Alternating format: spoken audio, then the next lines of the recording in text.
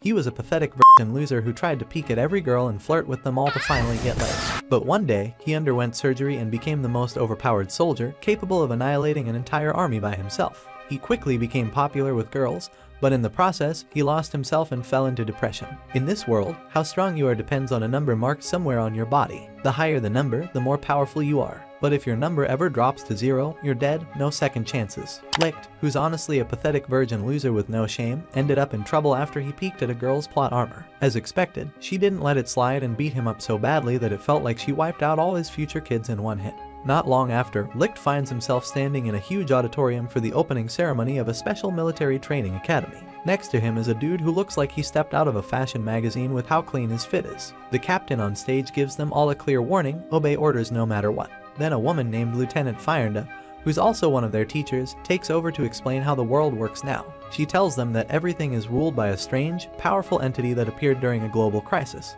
It looks like it was made with cheap video effects and runs on some next-level technology. This being can control people by making them follow the majority's vote, whether they agree or not. At first, people thought this system would fix everything, so they banned military weapons, big war machines, fighter jets, nukes, you name it. But it backfired. The world's in chaos now. Cities are destroyed, the environment is wrecked, food is scarce, and elderly street gangs are a real thing now. Before she can explain more, the captain stops her, thinking she's scaring the new recruits. Instead, he gives them a classic motivational speech, promising that if they work hard and become good soldiers, they'll get rewards like food and money. Everyone cheers up since, clearly, food is hard to come by now. Then he introduces their school principal, Major Schumerman. Despite the name, he doesn't look German at all. When Schumerman gets on stage, instead of giving a serious speech, he pulls out a children's storybook and starts reading a fairy tale. Everyone's confused, and a group of students, including one girl and 2 boys, start laughing. Schumerman asks them to be quiet, but they keep giggling. Out of nowhere, the captain walks over and casually points a gun at the laughing girl's head.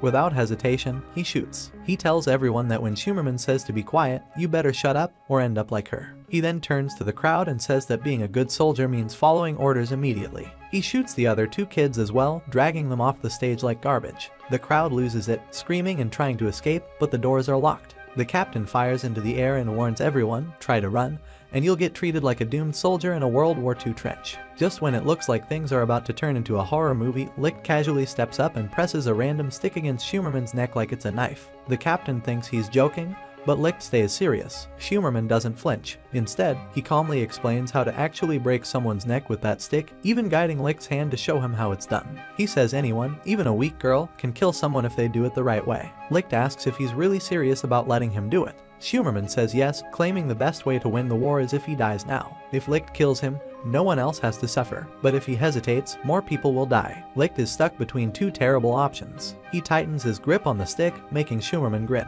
But in the end, Licht backs off and refuses. Instead, he offers his own life, saying if someone has to die, it should be him.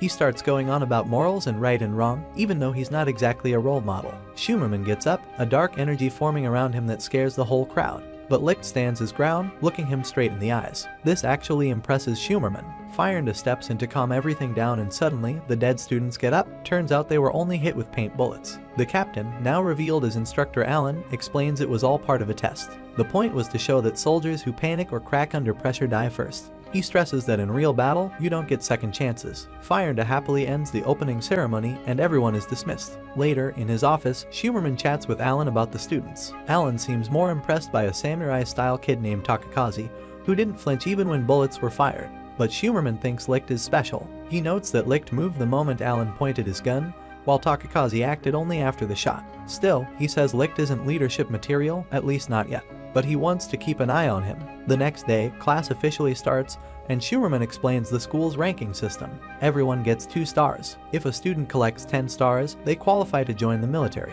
As a reward, their families get gold bars, quality food packages, and some old school-looking gold coins. But if their stars drop to 0, they're immediately kicked out and sent to a harsh prison camp nearby. When someone asks how to earn more stars, Schumerman says you can gain them by doing well in various school activities. But the fastest way is by taking stars from others. And yes, that means fighting. However, both students must agree to a duel first, and the winner only gets the amount of stars they both bet. This is called a star stake. Everyone receives their stars, except for Licht. When it's his turn, Schumerman announces he won't be given any. Instead, Licht is placed in a special program. He has 3 days to steal at least 1 star from another student or he's out for good. After class, Licht's friends are worried, but he tells them he's fine with stealing stars. He only came to this school to take Takakazi back home. Takakazi then reveals that Licht was sent by his grandmother, and Licht agrees, saying he owes her too much to say no. He asks Takakazi to come home, but Takakazi refuses. He doesn't want to be like Licht, someone who's willing to kill. He says Licht will never understand why he truly wants to be a soldier. Meanwhile, Alan asks Schumerman why he threw Licht into the special course. Schumerman explains that it was a test to see how Licht reacts under pressure and whether he has the potential to meet their high expectations. By the time the third day rolled around, Licht still hadn't managed to collect a single star,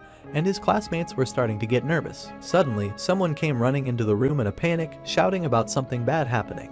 The group rushed to the locker room, only to find a disaster. Every single locker had been busted open, and all the stars they had hidden inside for safekeeping were gone.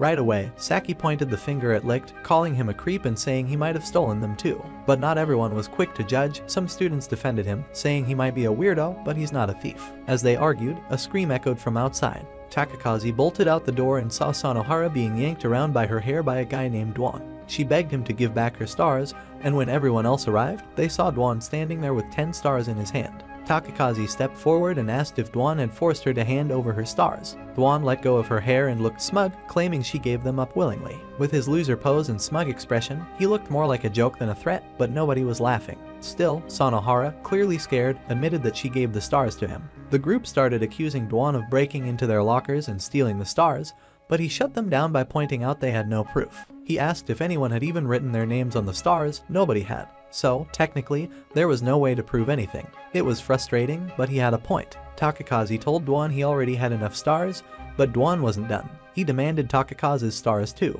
One of the girls called him greedy, but Dwan, with his creepy smile, explained that it was all for his grandmother's sake. His parents owned the dojo Takakazi's grandma borrowed, and if he didn't hand over his stars, she could get kicked out. Takakazi didn't want to risk that, so even though it hurt, he gave his stars to Dwan. The girls were shocked and asked why he gave in, but Takakazi explained how his grandma was already struggling.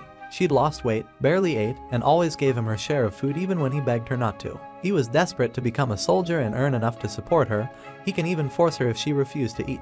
Later that evening, the 6 students who had reached 10 stars were called to gather at the main gate. Dwan, feeling smug, headed there alone, thinking he was the only one. But just before he could pass, Licht stood in his way, begging him to give Takakazi's stars back. Dwan didn't even hesitate. He punched Licht so hard he flew into a wall, then kept walking. At the gate, Schumerman stopped Dwan to count the stars before letting him through. Dwan proudly claimed he had 12, but when they asked to see them, the stars crumbled into dust, and then turned into frogs. Dwan was stunned. At the same time, Licht returned to the group with the real stars in his mouth. He had pulled a sneaky switch when Dwan wasn't looking. Dwan lost his mind, but the rest of the class was thrilled that his plan fell apart. Schumerman told Dwan to head back to class since he wasn't graduating anytime soon. The stolen stars were returned to their rightful owners, and Licht now had 2 stars of his own thanks to some clever rebalancing of assets. He told Takakazi that he decided to stay at the academy, not for himself, but to stay with him. Licht didn't want Takakazi to graduate either. At first, Takakazi was confused, but Licht explained his plan. While they remained students, their families would continue receiving extra food rations from the academy.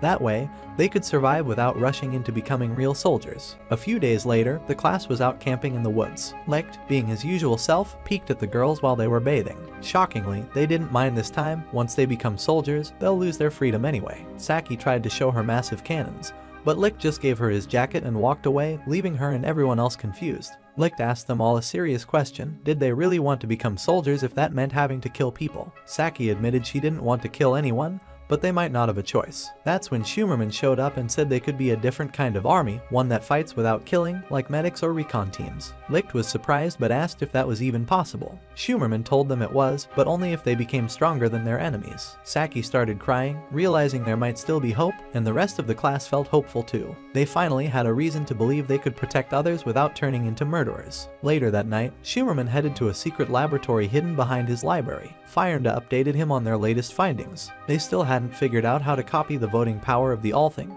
but they did uncover some new abilities. Schumerman asked Alan about the war, and Alan admitted that it couldn't be avoided. Every country was getting ready for battle. David joined in, saying the All-Thing should have banned war entirely instead of just banning nukes and heavy weapons. Schumerman asked if David had found everyone who knew too much about the All-Thing. David confirmed he had and asked if Schumerman wanted them handled when the time came. Schumerman nodded. David warned that it was dangerous, but Schumerman promised to keep his word. Alan reassured David that his DNA data was stored safely, and once they developed working cloning tech, they could bring him back. Schumerman then asked Fyrnda for an update on something called the ACES project. She said the latest test on lab rats was technically a success, but there was a problem: the rats got too violent. One of them even killed the others by biting them to death. When Schumerman asked why, Fyrnda admitted they didn't know. The rat's brain might have been too small to control its power. She suggested testing on humans instead, but Schumerman immediately shut that down. No more experiments on kids like what happened in the past. He asked Fyrnda to bring him a ballot. She gave it to him, and he started wondering what would happen if they gave it to the surviving rat. Even though she warned him not to, he placed the ballot in front of the rat anyway. The rat's eyes lit up and it started doing some kind of superpowered transformation, almost blasting Schumerman, but he froze it in time and pulled the ballot back. He told Fyrnda that the kids want to become an army that doesn't kill, and that's why she needs to finish this research. They'll need every bit of it to survive. After a tough morning training session, the whole class was completely drained, barely able to stand. Captain Allen wasn't impressed. He scolded them for getting tired so easily. That's when Schumerman showed up and actually praised them for pushing themselves. Since they wanted to become an army that could fight without killing, he said it was time to start their real training. He promised to give them weapons that fit their individual skills and help them master them. But instead of handing out guns or rifles, Schumerman gave them old school weapons, things like swords, axes, and spears. One of the girls asked why they weren't using modern weapons like R-15 seconds. Schumerman explained that in war, high-tech weapons might start the fight, but battles usually end up in close combat. If they could win in hand-to-hand fights, they'd have the upper hand no matter what. Later, Schumerman returned to the underground lab where Fyrnda was waiting. He told her he wished they didn't have to go to war at all. Unlike the past wars that were all about grabbing resources, this one was meant to reduce the human population, basically wiping out people seen as useless. Schumerman was determined to protect the kids from that fate. Fyrnda brought up Project ACE again and suggested they begin testing on humans. Schumerman responded by freezing the whole room in an instant, a clear warning not to push that idea any further. He wasn't about to let anyone experiment on his students. Fyrnda said she understood, but the look on her face suggested she had other intentions. But hey, at least she's hot, right? Suddenly, bad news hit them hard: David had been killed. Even worse, his final recorded message was cryptic and worrying. Schumerman played the recording for Allen, and they both listened as David said something strange, that they had all been lied to. Nobody understood what he meant. Fyrnda guessed their secret plan might have been leaked and suggested focusing more on Project ACE. That made Schumerman furious. He accused her of just wanting to use the children for dangerous experiments. As his anger flared, he froze her in ice again. Fyrnda stayed calm and dropped a bombshell. She revealed that the violent behavior in the test rats was because of Schumerman's own DNA, which had been used in the experiments. This made things worse. She insisted they either start human trials or shut the whole project down. A DNA scan showed that one person had the highest chance of surviving the next step. Back in Schumerman's office, he explained everything to Licht. Licht didn't hesitate. He said if it meant protecting everyone and helping build an army that doesn't kill, he was ready. His classmates were shaken by the news and worried about him. They asked why he was the only one risking everything. Takakaze even complained that they were becoming just background characters in some lame anime about a dark-haired main guy. Fyrnda stepped in and said the surgery was for their own safety. Since they weren't real soldiers yet, they needed someone who could do what they couldn't, and Licht just happened to be the best fit. No one knew why, but he was. Even though it was hard to accept, Licht smiled and told them he was willing to do whatever it took to protect them, even though, let's be honest, he's probably the most annoying guy in the whole class. In the surgery room, both Schumerman and Licht lay on operating tables. The process began with Schumerman's blood being transferred into Licht's body. Outside, Takakaze and the others waited anxiously, hoping Licht would survive. Meanwhile, the students were relaxing outside when they noticed helicopters flying overhead, playing loud music. Allen spotted them and first thought they were from a friendly unit, but something felt off. He remembered David's warning and suddenly realized they were under attack. Before anyone could react, one of the helicopters fired a missile straight at the school. The explosion was massive, parts of the building were wiped out, and several students were killed on the spot. Soldiers stormed the school, searching for the main body. Some of the girls managed to survive, but things got worse fast. The enemy commander coldly told his men not to spare anyone. What followed was like a scene from a nightmare. Students were hunted down in their own school. Inside the chaos, the surgery continued. Allen grabbed his weapon, ready to protect the others. Sanohara almost got shot while holding a gun, but Dwan stepped in and knocked out the enemy soldier, saving her just in time. She was terrified, calling out for Licht to help her. Seeing that she was paralyzed with fear, Dwan picked her up and started firing at the enemy while holding onto her like she was his emotional support plushie. As the rest of the girls were about to be gunned down, a chalk bag flew through the air and exploded in smoke. Jail and Takakaze jumped in, using the smoke to cover their attacks and save them. The remaining students escaped into a classroom, completely confused about what was going on. Weren't wars supposed to be banned until next March? That's what Althing said. Alan didn't have answers. Then Fyrnda contacted him over comms. She explained that there had been a revolt. The Althing system works using 7 ballots that can cast votes, and the rest of the world had 4 of them. They used their majority to secretly move the war date forward to September. Basically, they got betrayed. While Fyrnda seemed oddly thrilled about the reveal, Alan asked if she was enjoying the disaster. She denied it but added that there was another major problem. The school's power had been cut. Without power, Licht's procedure couldn't be stopped, and if it kept going too long, his body would reject it. He would die from cardiac arrest. The only way to save him was to get the school's backup power system running, but the soldiers had taken over the building. Alan gathered the class and asked for volunteers. He warned them this mission could get them killed. Still, every single student stepped forward, ready to risk it for Licht. They launched a full-blown charge into the school. Alan shot down enemy soldiers while Takakaze took down another guy in a clean takedown. They pushed through under heavy fire like they were playing Fortnite in real life. Alan covered them, taking out more enemies until they reached the generator room. Just as they got close, one soldier fired a rocket launcher. It hit the building, seriously wounding Alan. Despite the pain, Alan was glad. At least he didn't have to watch the kids die. Back in the chaos, the enemy sergeant cornered Saki and Hina. He told them to give up the main body's location or else. Hina stayed quiet, not saying a word. The sergeant aimed his gun, ready to shoot her. Hina didn't move, silently wishing Licht would come save them. Then, out of nowhere, glowing lights started rising from the school grounds. While chaos raged outside the academy, Licht lay on the operating table with his heart monitor flatlined, no pulse, no sign of life. But just in time, the backup power kicked in. The screen beeped once, then again. His heart was beating. Licht slowly opened his eyes, noticing something strange. His hair had turned completely white. Schumerman stood beside him and gently asked how he was feeling. Licht didn't answer right away. Schumerman told Fyrnda to bring the item. She warned him that Licht needed to rest. The procedure had put his body under massive stress. But Schumerman insisted. The kids were still in danger, and Licht didn't have time to recover. Fyrnda tapped a few keys and revealed a weapon, a sword. But this wasn't just any sword, it was also a special ballot. Schumerman explained that it could massively boost Licht's power, but it wouldn't work until Licht marked it with a number and a personal vow. To activate it, Licht had to think of something to keep count of, like how many enemies he defeats or how many people he protects. Then he had to say, authenticate count. That would link the sword to him. Meanwhile, back at the school courtyard, the enemy soldiers suddenly froze in confusion. Everything got eerily quiet, until a red flash blasted through the air, smashing into the wall behind them. It was Licht. The sergeant panicked and ordered the soldiers to fire, but the bullets stopped in midair before reaching him. That's when Licht realized what Schumerman meant by absolute strength. Everything moved in slow motion. He was like Neo from the Matrix mixed with a silver-haired anime god. He calmly stepped forward, flicking bullets aside like dust. Then he spotted one of his friends injured and unconscious. That flipped a switch inside him. Filled with rage, Licht rushed toward the enemy helicopters and tore through them with ease, even while their rotors were still spinning. When the soldiers ran out of ammo, the sergeant, furious and confused, demanded to know why Licht refused to kill them. Licht simply replied that their class wasn't about killing. They were the punch and kick army. No guns, just raw skill. He knocked the sergeant out cold with the back of his sword, officially ending the fight. Licht stood tall, swearing to destroy war itself. He knew it wouldn't be easy, but he believed they could do it together. Saki stepped forward, impressed, and now completely in love with him. Actually, almost the whole class, girls and even some boys, started blushing around him. Everyone shared a laugh. But then the defeated sergeant and his men started laughing too. They stood up and revealed something horrifying. Their bodies were strapped with bombs. The sergeant held a detonator and claimed that they'd take everyone down with them. Licht dashed in and snatched it right out of his hands, smashing it. But the sergeant didn't flinch. He said the real plan was already set in motion.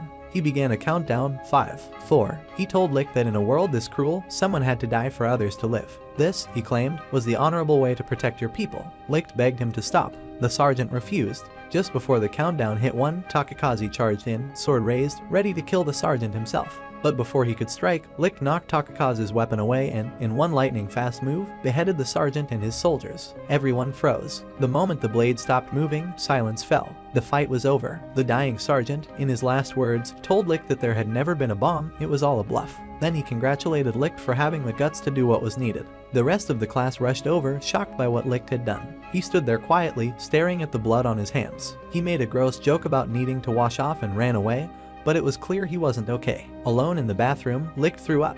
He couldn't believe he'd killed people. He remembered what Dwan said, sometimes war doesn't end until someone's willing to cross the line. Licht had made a promise to never kill, but now he had broken it. Still, he decided it was fine, as long as he was the only one doing the killing. Back outside, Licht rejoined the others and told them he was fine. He promised they would win the war and keep the peace. Everyone celebrated. But inside, Licht made a new vow no one else in the class would ever have to kill. He'd carry that burden himself. From now on, they'd still be an army that doesn't kill, except for him. Then the world changed forever. War broke out across the globe, a calculated effort to lower the population to match available food supplies. Licht went off to fight and returned alive, but his classmates saw he wasn't the same. He had killed 337 enemies that day, unlocking a terrifying combat ability called Predator Miss. In the shower afterward, Licht stared blankly, disgusted with what he had become. That's when a young girl named Nana walked in, worried about him.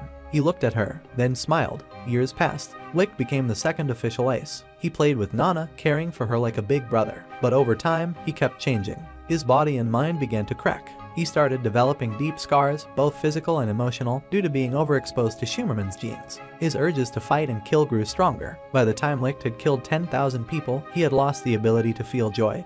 Even girls throwing themselves at him couldn't make him smile. He no longer flirted, joked, or acted like the goofy guy they knew. He just gave orders, don't kill, let me do it. The class was heartbroken. Saki cried, saying they had to bring the real Licht back. But Fyrnda made things worse. She convinced Licht that if he didn't kill, his friends would have to start. So he accepted that dark truth and started wearing a mask, one he never took off in front of anyone. One day, the class marched to Schumerman's office. Takakaze demanded that they be allowed to fight too. They didn't want Licht doing it all alone anymore. They were a team. Schumerman warned them.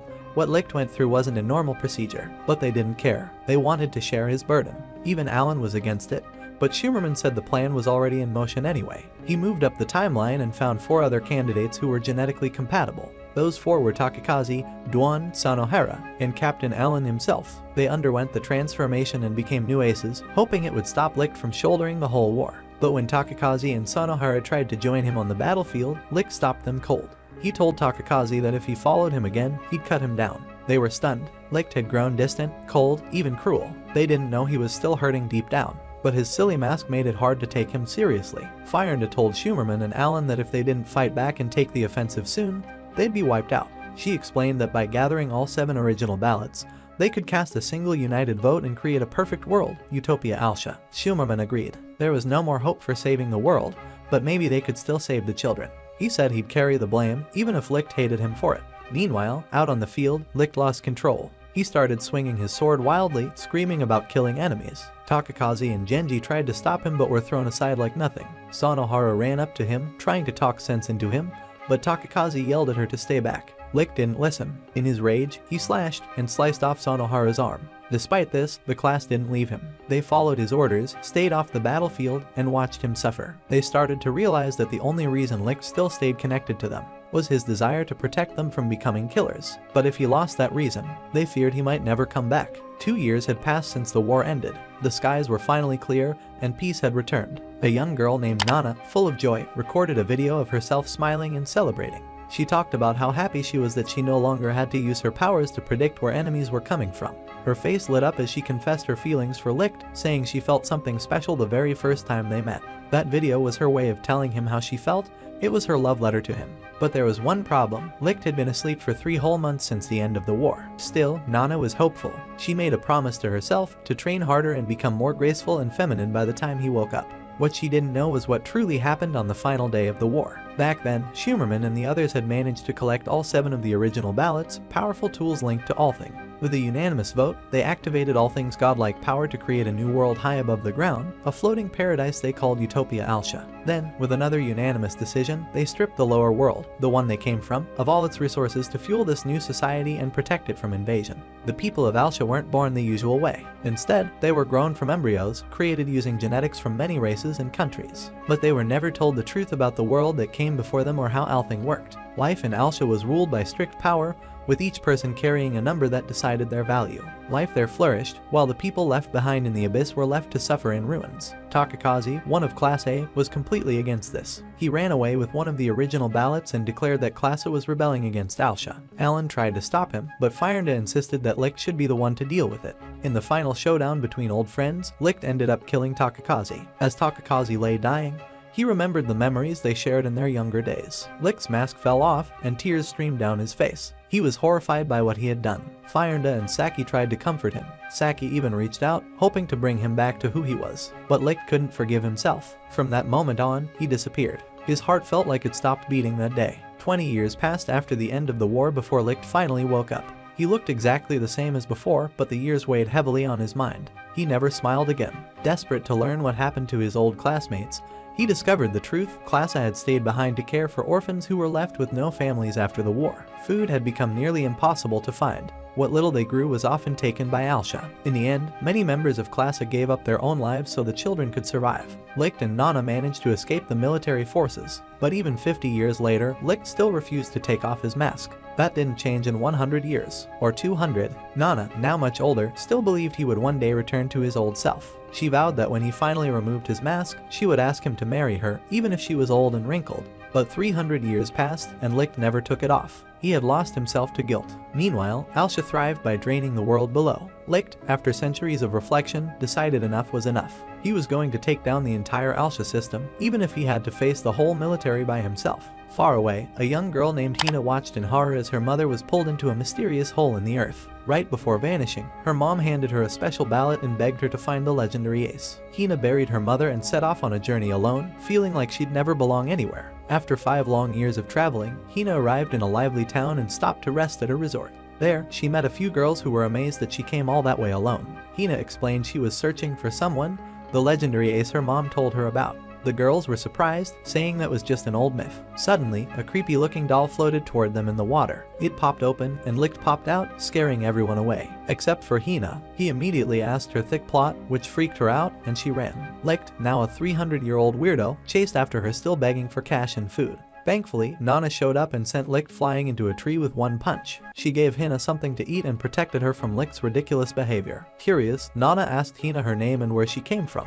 Hina explained she lived in a remote mountain village with her mom until the abyss swallowed her. Nana explained what the abyss was, a ruined world left behind when Alsha took everything. She also explained how everyone in the world had a number on them. Nana's number was 77, showing how many people complimented her food. Hina realized she had 441 written on her thighs. Licht, being his usual pervy self, tried to peek under her skirt, but Nana knocked him across the street. Some girls nearby also kicked him, annoyed at his reputation. Nana warned Hina that if someone's number hits 0, they're taken by the abyss, instant doom. She apologized for scaring her, but Hina said it was okay. Nana added something else: in this world, people with higher numbers must be obeyed. When Nana asked what Hina's number was tracking, Hina said steps. That shocked her. Each count equals 100 kilometers. That meant Hina had walked over 40,000 kilometers. Hina explained that she'd been traveling for 5 years to find the ace, just like her mother asked. She believed he had a white star and had done amazing things in the war. She asked if Nana knew who the ace was. Nana said it was just a legend,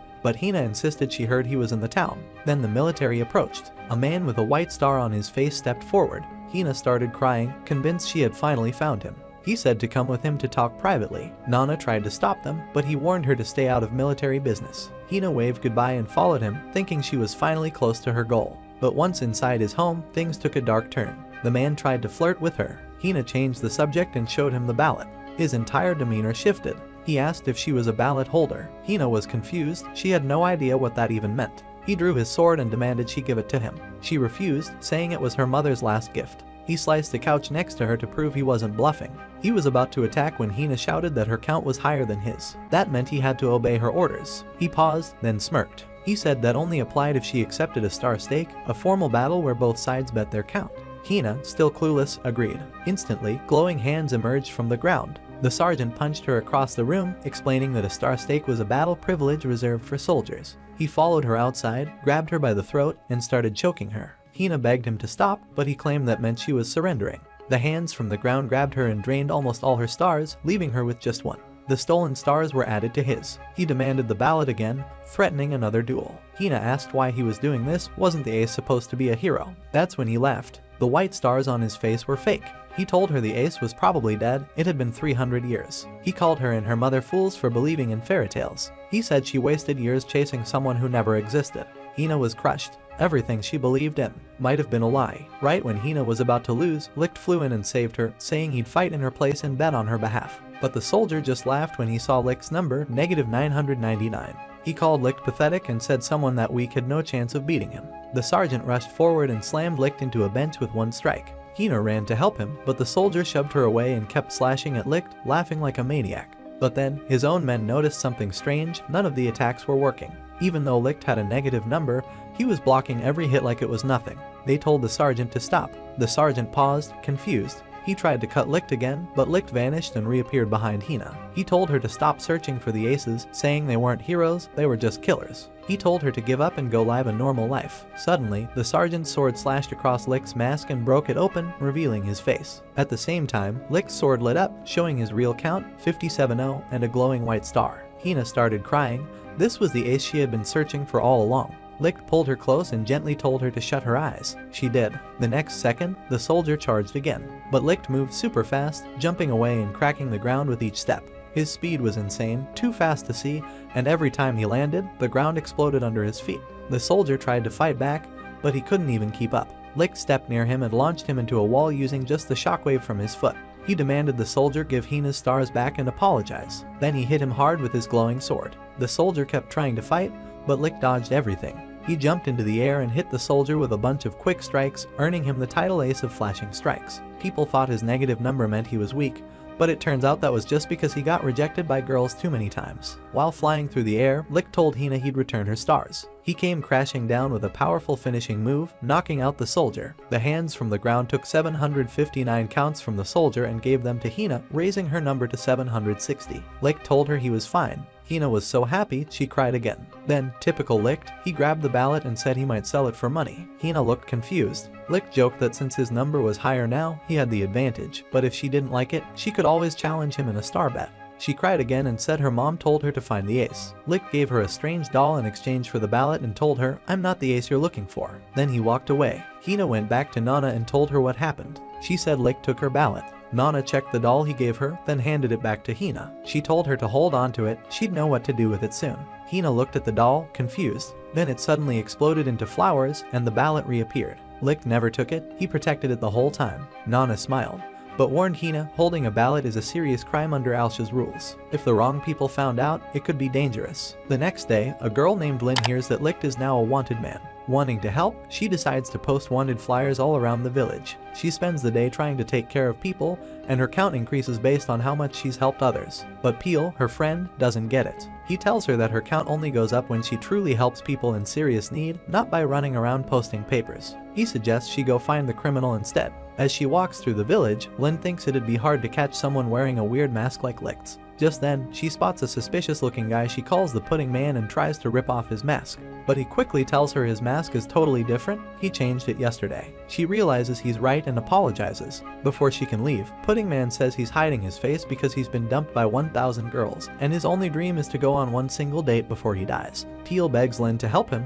thinking it might actually raise her count. Lynn offers him her hand, and her count jumps up instantly. They end up spending the day hanging out, even drinking juice together. Eventually, they walk across a shaky bridge. It's dangerous, but Peel encourages them to cross it anyway. As they step forward carefully, the bridge starts to shake. Licht sees this and tries to be a hero. He saves Lynn just before she falls, and when she looks at him closely, she starts to feel something, like he's the mysterious hero she's been dreaming of. Licht starts crying, saying he doesn't want this to be his one and only date. Peel, the world's best wingman, convinces Lynn to give him a lap pillow, and again her count rises. But then Licht teases her, causing her count to shoot up more from embarrassment. Lynn starts realizing something's not right. The guy in front of her has a negative count and fits the description of the wanted criminal. She figures out his identity. He's Licht. She reaches for her sword, but Licht playfully takes it, saying he can give her a different kind of sword. But Lynn has had enough, she kicks him over and over with pure anime rage. Even though she tries to beat him up, Licht takes it all with ease. But then he tells her that she's already done fatal damage, because from the moment they met, she broke his heart. Lynn, blushing, says she can't fall in love with a criminal, but kind of hopes to have a happy life and kids with him one day. Hearing the word kids, Licht jokes that he's heading out for milk and disappears, leaving Peel behind with some pudding as thanks for being the best wingman. Lynn screams in frustration. Meanwhile, Hina is working at Nana's store, helping customers. But then a military lieutenant shows up, sits at her table, and quietly asks where Licht is. Hina refuses to say anything. The lieutenant gets up, tells his soldiers to head west, and then blows up the whole shop. As the dust settles, Hina wonders how he's so strong. Nana explains it's because he holds a ballot, a source of incredible power. Back in Lynn's town, she regrets not capturing Licht when she had the chance. She thinks she'll never live down wearing short skirts forever. Suddenly, the Pudding Man appears again and starts running. Lynn chases after him. They dash through the town, passing by a girl selling radishes who thinks they're just a bickering couple. Everyone hears someone shout that Lynn has a boyfriend, and the whole town starts gossiping. Lin denies it, but Licht casually says, "Then why'd you show me your heart if we weren't dating?" Everyone freaks out, and with all the distraction, Licht escapes. Meanwhile, Hina begs Nana to help her find Licht before the military does. But Nana says they can't leave yet. They need to fix the carriage. Licht watches everything from above and notices something strange. This town is way too peaceful, even with a wanted man like him around. He sees how everyone looks to Lin for help. A mom even asks Lin to name her baby. A baker complains about a kid stealing again, but Lin tries to protect the child. She promises to help him next time he's hungry. The boy starts crying. Old people want massages. Lin even steps on a toy and tries fixing it. Peel reminds her that Pudding Man might be getting away, but Lin says she can't ignore people who need her. That's when Licht finally realizes the reason this town is so peaceful is because of Lin. He jumps down, fixes the girl's toy, and hands it back. But suddenly, spikes burst out of the ground, and the commander appears, stepping on the girl's doll. Soldiers surround them. Lieutenant Jail steps forward and tells Licht to quit pretending to be unconscious. With his identity exposed, Licht removes his pudding disguise. Lin gasps, he's actually handsome. The soldiers attack. Licht dodges every blow and protects Lin from getting caught. He knocks them all away with one strike. Jail says he'll handle him himself, but Licht jokes that he's not into getting handled. Lin steps in, but Jail tells her to state her mission. She uses the moment to explain the rules to us. Ballots give people special powers, and only the military is allowed to carry them. But Licht doesn't care. He says his count is 57-0, and that's way higher than Jail's 900, so he suggests Jail should just run. But Jail activates his powers and iron spikes shoot out from the ground. Licht tries to dodge by running up a wall, but the spikes pierce through. With no way out, Licht speeds up and zips around, but Jail is faster. He smashes Licht down with a giant iron pillar. Licht is shocked at Jail's strength and realizes he must be hiding his real number. Jail confirms it. His true count is 12,500, and his belief is to punish evil with his own hands. He surrounds them with pillars of steel and gets ready to end the fight. Jail throws a massive punch. Licht barely blocks it. Lin wants to help, but her skirt won't fit through the gap. Jail lands another blow from the side, knocking Licht down. Licht gets back up and moves faster than before, but Jail knocks his sword into the air. Jail switches to hand-to-hand combat, but Licht matches his stance. They clash, and Jail finds an opening. He kicks Licht aside and throws him off balance. The sword falls back down, but instead of keeping it, Jail throws it back to Licht, saying he's slow anyway. Licht throws back a roast, and then jumps into the air to use his strongest move. Jail is ready. He casts a huge iron fist from the sky and slams Licht down, pinning him. He tells Licht he won't let him go unless he gives up information about his allies. Licht jokes about Lin's armor instead. Jail doesn't understand Licht at all. He's clearly not an ordinary criminal. He wonders how someone like Licht knows high-level military combat moves. He's shocked the military still hasn't caught him. Licht refuses to snitch, so Jail summons a whip to force it out of him. But Lin jumps in the way and says Licht's not a bad person. He's been helping her this whole time. Jail says that just because she's trying to build a playground for kids doesn't mean she's doing her job. He calls her useless. Lin starts to cry, saying her superior is right. But Licht tells her not to apologize. He says he didn't fight seriously because he didn't want to hurt her town. Then he snaps the iron cuffs easily. Jail realizes Licht was holding back and may have even hidden his true number. They both charge forward. The explosion from their clash destroys the cliff below them. Lin falls, and Jail tries to catch her, but Licht moves faster and saves her first. As they fall, Licht jokes that she's heavy and should go on a diet. She calls him a jerk and his count drops. Jail catches up and Licht tosses Lin to him to keep her safe. Then, instead of escaping, Licht jumps back to the village, carrying Lin back to safety. He tells her to get off him because she's crushing him.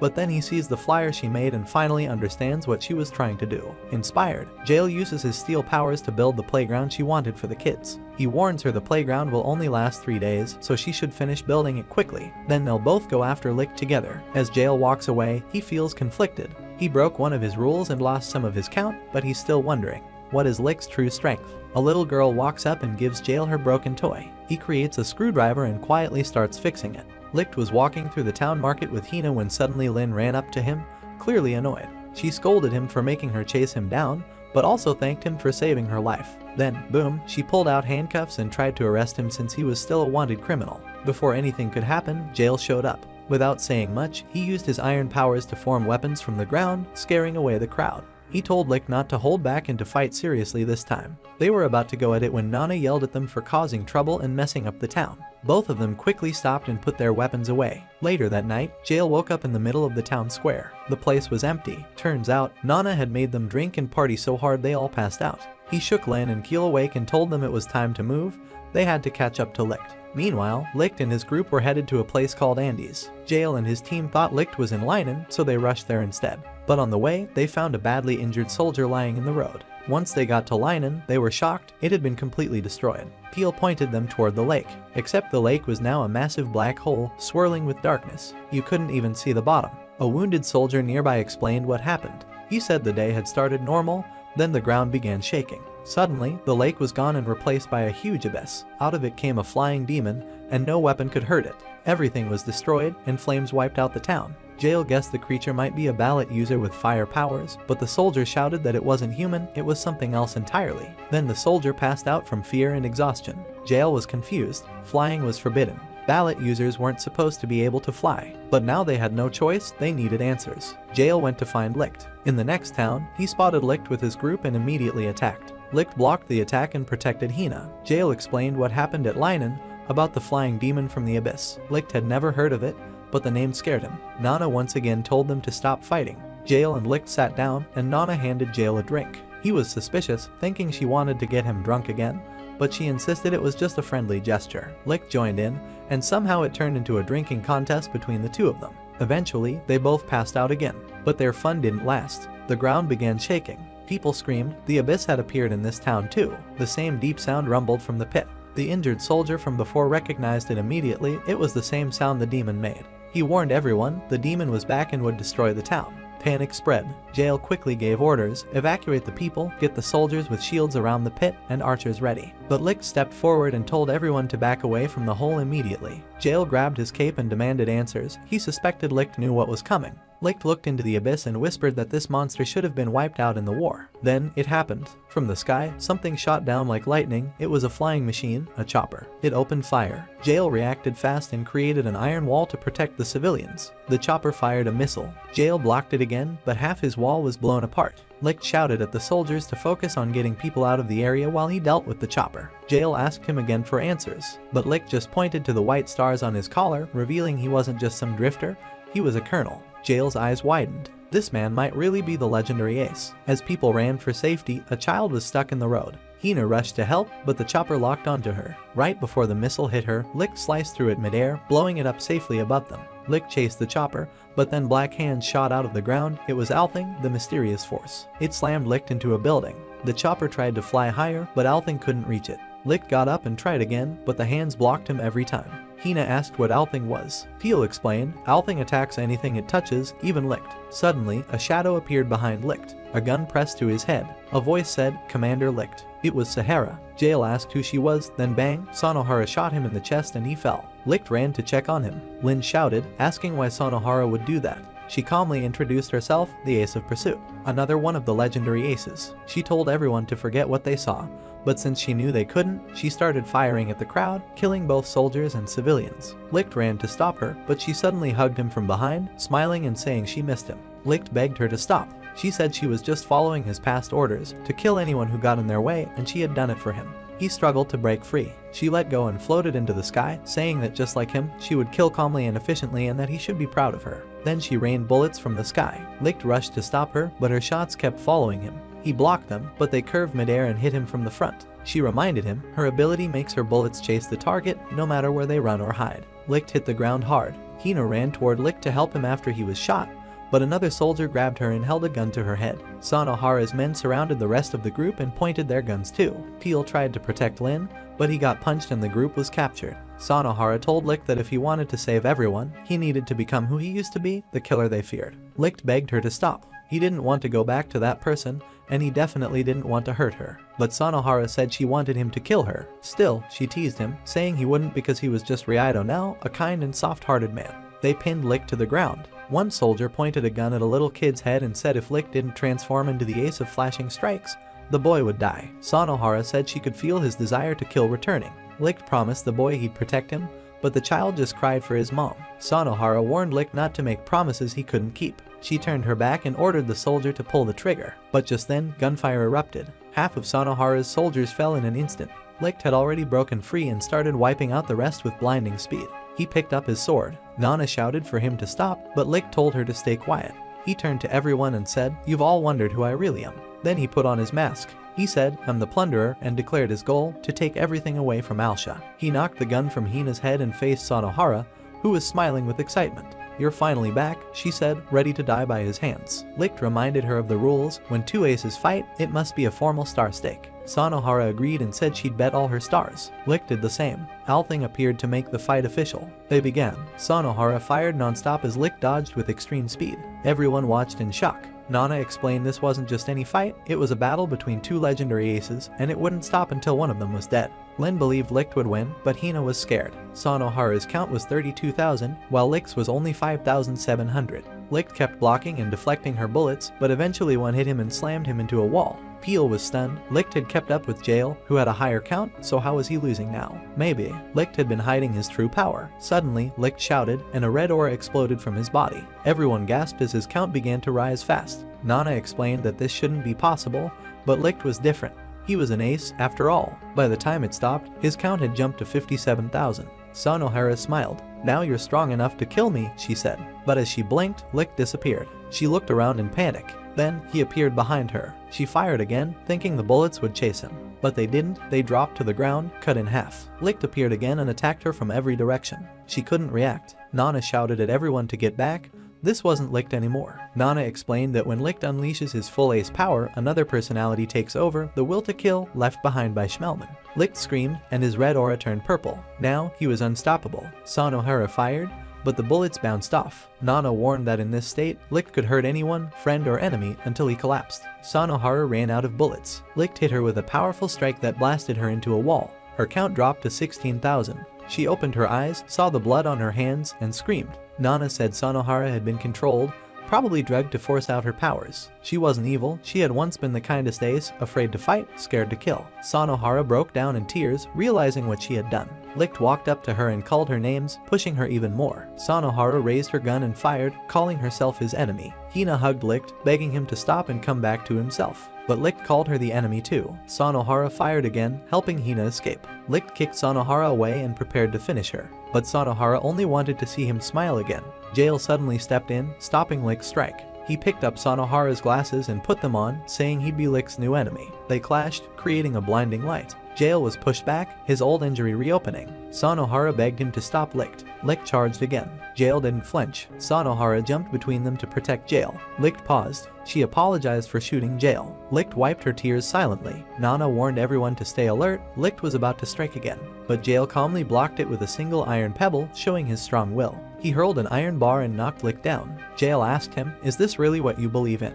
Licht said yes, he wanted to eliminate anyone who'd start another war, so his friends would never have to kill. Jael didn't fully agree, but said he'd face him properly. He put on a glove with a counter and summoned a giant iron statue. The statue fought Licht and landed a strong blow, pinning him. Jael removed Licht's mask, and Licht returned to himself. Everyone sighed in relief. Sanohara thanked Jael for saving her, but Jael suddenly coughed and collapsed. They rushed to help him. In the cottage, Licht rested as they tended to his wounds. He was getting better. Hina asked about Jael, and Peel explained he was summoned by the Supreme Commander. Jael met him, and was shocked to find out the commander was Captain Allen from the past. Jael asked about the soldiers in black uniforms who attacked them. Allen said they were from Alsha's Supreme Military Council, part of a secret group that did assassinations and abductions for the royal family. They were elite and carried ballots. Allen warned, "Don't mess with them. It'll be fatal." Back in the cottage, Licht understood why Jael was summoned. The others were confused. Licht admitted he was going to turn himself in. He believed the council had learned they attacked Althing, and they'd spare Jael's team if Licht surrendered. Licht's count was dropping fast. Sanohara begged Jael not to hand him over, scared they'd turn him into a weapon like they did to her. Jael stayed silent, then suddenly tied her, Lin, and Peel to the wall with his iron powers. He was about to take Licht when Hina jumped in front of him, begging him not to. Nana stepped in and slapped Jael across the face. Everyone froze. She said Jael always talked about convictions, but in the end, he only followed orders, never thinking for himself. Licht, on the other hand, had always stood up against authority to protect people. Jael realized she was right. He released everyone. Nana started crying. She remembered how, 300 years ago, they were the only ones who ever believed in Licht. She told them about her powers and said she would protect them now. She told them they needed to return to the past, to 300 years ago, when it all began. Maybe then they could stop everything. But she warned them this won't be a dream, and if they let their guard down, they could lose everything. Jael, Peel, Lin, and Hina suddenly found themselves in a strange place they didn't recognize. As they looked around, they spotted Sanohara walking toward a large building, and to their surprise, Licht was walking in that same direction. He glanced back at them, almost like he knew who they were, but Sanohara quickly dragged him inside before they could reach him. The group followed and stepped into what looked like a school hall packed with people. A military academy ceremony was happening, and they realized this place was from the past. This Licht was younger and not the same one they knew. As they explored, someone bumped into Hina and shoved Lin to the floor. It was Duan, who acted like a jerk. Jail tried to step in, but his powers didn't work here. Duan punched him, drawing a crowd, but thankfully the situation didn't turn into a fight. Later, the group ate in the cafeteria, where Jail and another student, Takakazi, instantly clashed and argued. Meanwhile, Hina thanked Licht for saving her earlier. She playfully teased him for always helping girls, which led to some funny banter between them. Peel brought them to the record room and showed them old footage of something falling from the sky along with a classified file about Althing, but he couldn't access the deeper files. That's when Captain Allen showed up. He explained that Althing was a powerful being that once saved humanity, and its presence completely changed the world. They also realized something big. Alsha, their world, wasn't even the original place. Everything in Alsha came from this place they were now in, the true origin. Jail started to understand that their mission wasn't just about learning who Licht was, it was about figuring out the truth behind their entire world. Later in class, their teacher Schmelman announced a goal to form an army that never killed. Licht's class was inspired, and they agreed to follow that dream. But Jail didn't fully trust Schmelman. One day, he secretly followed him to his office and overheard a conversation. Schmelman was planning something dark to destroy Althing and prove the power of the ballots. Jail immediately felt something was wrong and collapsed in fear. Young Nana showed up and warned him he'd be dead in 5 seconds if he didn't leave. She quickly teleported him to her room, which amazed Jail. Nana revealed she was experiment number 7, sent from the future to help guide those who come back in time. She explained that she was the first ace with the power to travel through time, and her mission was to teach them about everything happening. Jail learned that everyone with powers, including the aces, came from this very school. When Althing was discovered, people with special DNA started getting powers naturally, and Schmelman's DNA was used in experiments to create more wizards. Nana was one of those test subjects, the only one who survived. Now, it was Licht's turn to undergo surgery. Jail wondered if stopping that operation could change the future, but Nana admitted she didn't have many answers. Jail asked why Licht would become a killer in Y-class and never turned into the peaceful army they hoped to be. Nana didn't have a solid answer either, but she was sad about it. Before Jail left, Nana gave him a memory card from her future self and said it would be important.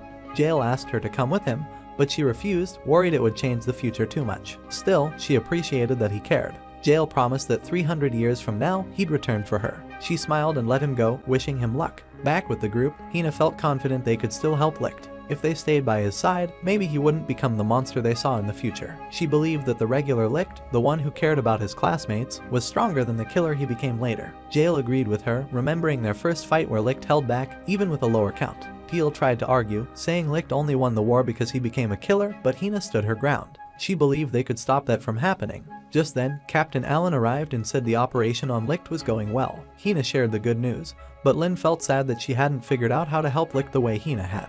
Peel comforted her and praised her kind nature, but when he tried to confess his feelings, the school suddenly came under attack. War had begun. They witnessed Licht killing soldiers for the first time. He was trying to stop them from using non-existent nukes, but the group still felt heartbroken. They couldn't stop him. Hina rushed to find him and saw him standing alone, filled with regret.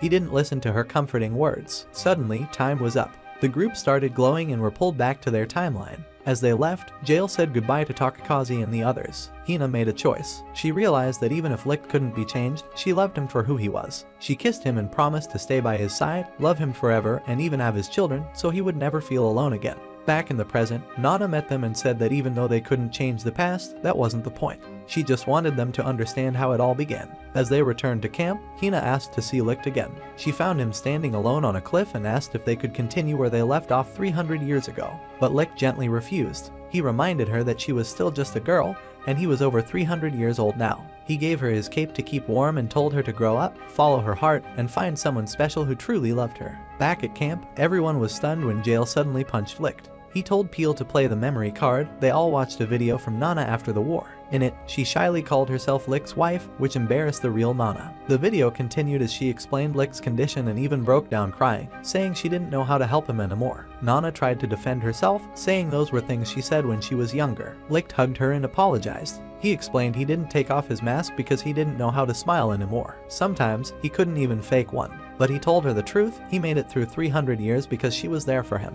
Later, Licht tried to sneak out of camp again, but Hina had set traps to stop him. One of the traps left him hanging upside down from a tree. She helped him down, but when he tried to run again, she started crying. She said he always left her behind, no matter what he promised. Since returning from the past, he'd been avoiding her completely. She asked if he hated her that much. Licht didn't answer right away. Instead, he asked if her mother's name was Tsukina. Hina was shocked that he knew her mom's name. Licht explained that Tsukina had been his childhood friend. He didn't know if she had survived the past 300 years. But after seeing Hina with the original ballot, he finally understood Hina was Tsukina's daughter. He revealed that the original ballot allows the user to vote directly with Althing. Whoever collects all 7 can control the world itself, even rewrite the laws of nature. Licht believed Tsukina must have stolen it from the special service unit led by Schmelman, something only she could pull off. While Licht was off dealing with his own battles, Schmelman got a message from one of his soldiers saying they had finally found Hina. The soldier suggested grabbing the ballot she carried, but Schmelman said no, this was all part of his plan. He wanted Licht to have something worth protecting, something that would eventually bring him back to Schmelman as the true ace of flashing strikes. Back with Hina, Licht gently told her again that he wasn't the ace she was looking for. Then he asked if she knew anything about her father. Hina replied that her mom had told her he passed away long ago. That's when Licht dropped a huge truth: he was the one who killed her father. He said Hina had even met her father in the past without knowing it. His name was Takakazu, and her mother Tsukina had been his fiancée. Hina was stunned and heartbroken hearing this. Licht also revealed that the name Hina came from the ballot Takakazu once used during the Wasteland Wars. He said Hina should see her father as a hero, but also see himself as the villain who took her father away. He said goodbye again, telling her he was heading off to face the enemy army. The weight of this news was too much, and Hina collapsed from the shock. Before Licht could leave, Jail stopped him. He demanded to know what Licht planned to do with the original ballot. If Licht was going to destroy the country using it, Jail felt it was his duty as a soldier to stop him. Licht pulled out his sword, ready to fight, and Jail got serious. He admitted that while friendship wasn't his strongest value, others in their group cared deeply about Licht. Jail asked if Licht planned to abandon them just like he did with Class A. Licht said he had no choice. He didn't want anyone else to get their hands stained with blood. He'd already broken his promise to create a peaceful army, and he believed he should be the only one to bear that guilt. Jail fired back, calling him foolish for pushing people away and pretending that carrying all the pain alone was noble. Licht argued that he didn't want others to turn into killers like him. Even though the smell of blood haunted him, he was willing to keep fighting if it meant protecting everyone else's dreams. Jail accused him of chasing self-satisfaction. He said if Licht really thought he could fight an entire army by himself, then he'd have to face him first. Licht accepted. They both leaned in close, staring each other down, but then quietly went their own ways. Before flying off, Licht asked Jail one last favor: to protect Hina and the others. As Licht soared through the sky, he thought of everyone he'd met. He felt grateful for them, and wished he could accept Hina's love, but he was terrified of hurting someone important again. All he hoped was that when it was all over, he could see her one last time. At the capital, Duan was already waiting. Licht was caught off guard when a powerful gravity force slammed him into the ground. Duan, who had a count of over 120,000, mocked Licht and claimed that his gravity power made him Licht's natural enemy. Licht tried to talk, but Duan didn't care. He crushed him under rocks without mercy. In those final moments, the only person Licht could think about was Hina. The others were frantically searching for Licht. Eventually, Peel found him buried in the rubble and told the group, with deep sadness, that Licht was gone. Before they could grieve, the military ambushed them. Nana managed to escape, but Peel, Lin, and Hina were all captured and thrown in a prison cell. Duan interrogated them, confused about why they were even in his memories. He suspected they weren't meant to be at the school and accused them of hiding something. Lin asked if he had really killed Licht. Duan confirmed it, saying Licht had broken a promise, but he didn't explain what that promise was. When they didn't answer his questions, Duan tortured them with gravity. A soldier soon came in and announced that General Schmelman had arrived. He warned the group that Schmelman had changed completely from who he was 300 years ago, so they better watch what they say. Schmelman suspected Nana had messed with time by sending them into the past.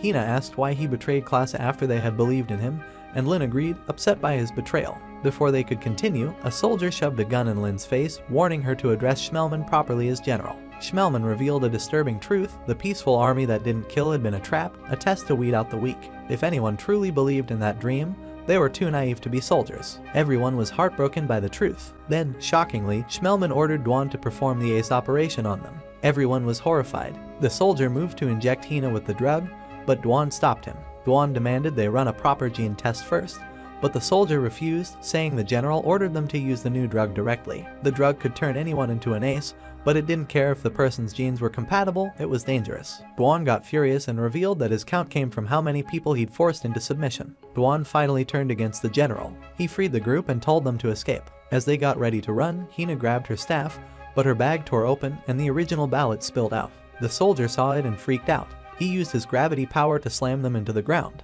He said the aces had suffered to build Alsha, and he wouldn't let some kids or women destroy it. Hina tried to explain, but he called her a liar and increased the pressure. He said their connection to Licht proved they were enemies, so he planned to send them to meet him in the afterlife. As Hina tried to reach her horse, he crushed her with even more gravity, intent on killing her first. Lin and Keel grabbed onto Dwan, briefly loosening his grip on Lin. Hina shouted for Lin to go find Licht. Dwan kicked Peel aside and choked Hina, saying Licht was dead. But Hina held on to hope, begging Lin to wake him up. Lin made it to the horse but got injured when Dwan hurled boxes at her, crushing her legs. Still, she kept riding through the pain. Dwan laughed and said she'd bleed out. Hina, full of faith, said Lin would return with Licht no matter what. She even stared Dwan in the eyes and bet her life on it. Nana, hiding nearby, was pulled into the bet too. Lin finally reached Licht's body and, even though she was crawling and barely conscious, she tried to wake him. But he didn't move. The villagers nearby treated her wounds, thinking she was about to die. As the sun rose, she whispered to Licht that she loved him, and said goodbye. Then, just as she collapsed, Licht opened his eyes and caught her in his arms. Lin cried in relief, he was alive. Meanwhile, back at the battlefield, Dwan was getting ready to crush Hina for good. But suddenly, Licht appeared out of nowhere with Lin in his arms. Dwan froze. Licht handed Lin to Peel and told him to use first aid, she was losing too much blood. Nana stayed back with Hina. Then Licht turned to Hina and apologized, finally being honest. He said she wasn't a child and admitted he loved her too. He told her he'd been running away from her feelings, and from his own. He explained that he didn't think he deserved to be a hero, especially not after killing her father. But no matter how many times he tried to push her away, Hina kept coming back, never giving up on him. He finally realized something. Even if he used violence and kept his distance from Class A, he had never been alone. Licht now stood face to face with Dwan, finally confronting the heavy truth that he had failed to keep his old promise, to protect Alsha without killing. Licht hated breaking that vow, but Dwan argued it was necessary. He said the survival of the city depended on it. If Alsha fell, food and supplies would run out and people would suffer. Without waiting for a response, Dwan began hurling massive rocks at Licht using his gravity powers. Licht dodged and slashed back, trying to break through Dwan's gravity shield. He was determined not to break his word again. He wanted to return to Hina no matter what. With one powerful blow, Licht shattered the gravity spear and sent Dwan crashing into the ground. Licht tried to end the fight peacefully, but just then, Sanohara showed up again, saying she would be the one to kill Licht. Now, he had to fight both of them at the same time. As Sanohara opened fire, Licht took to the air, but Dwan used gravity to lock him in place. Licht deflected some bullets with his sword, but others landed. He was getting overwhelmed fast. No matter how hard Licht tried to escape, Sanohara's gunshots followed him through the air while Dwan kept pulling him back down with gravity. They even combined their attacks. Sanohara's bullets fused with gravity, becoming explosive shots that knocked Licht out of the sky. Still, Licht refused to quit. He wanted this to be the final battle. Dwan used all his force to crush him while Sanohara fired without stopping. Licht tried his best to block everything, but the weight of the gravity grew stronger, forcing him to drop his guard. Sanohara, bitter and emotional, shouted at him. She cried that she only wanted to be close to him, but the only way she could stay by his side was through bloodshed. As she kept shooting, Dwan accused Licht of lying to them. He blamed Licht for breaking their dream of an army that doesn't kill. Licht tried to defend himself, but Dwan slammed him into the ground even harder. He reminded Licht of the time during the war when they had to kill children. Licht had asked why, and Dwan answered coldly, because it's war. Now, he said they had to keep killing, so no one else would have to. Just when Licht seemed completely defeated, Nana appeared and yelled at Dwan to stop, saying it wasn't Licht's fault. But Dwan hit her away too. Licht was torn. He didn't want to lose control and awaken his full ace powers again. But he couldn't think of another way. Suddenly, Jael showed up and shattered the gravity hold with one strike. Licht was shocked and asked why he came. Jael replied calmly, Licht once asked him to protect everyone, and Jael never ignores a friend's request. Sanohara and Dwan attacked, but Licht and Jael blocked both their moves. Jael stepped forward to face Sanohara. She angrily asked why he interfered just when Licht was about to return to being an ace. Jael said simply, because Licht doesn't want to. Sanohara called him a liar and opened fire. Some bullets hit, but most bounced off. She mocked Jael, saying his power was weak, but he calmly replied it was more than enough to stop her. She shot again and again, but none of her attacks worked. She grew angry and shouted that she was just like Licht, but Jael said no, she wasn't. That hit her hard. She fired wildly, yelling that she would never let Jael take Licht away from her. But none of the bullets hit. Jael calmly walked toward her and told her that her bullets lacked conviction. She ran out of ammo, tried reloading another gun, but her hands trembled. Jael kept closing the distance and asked her what her real conviction was. Sanohara finally broke down and admitted it. She didn't want to shoot anyone anymore. She began to cry. Meanwhile, Dwan was furious that Sanohara had lost. Now it was his turn to fight Licht. Dwan launched orbs of gravity at Licht, but Licht dodged them all. Even when Dwan knocked away his sword, Licht stood strong. He rejected a world where killing was the answer. He said he was going to create something new, something better, with his friends. He invited Dwan to join him, but Dwan refused. The two clashed in a brutal fight. They pushed each other to the limit, both bleeding, both exhausted. Kneeling on the ground, they remembered their time during the war. Licht admitted that what truly broke him back then was being forced to kill children, because the enemy had brainwashed kids to attack him. Even though Dwan tried to protect him, Licht still had to kill to survive. Now, Dwan trapped Licht inside a swirling black hole made of gravity. Licht was fading, but he refused to give in.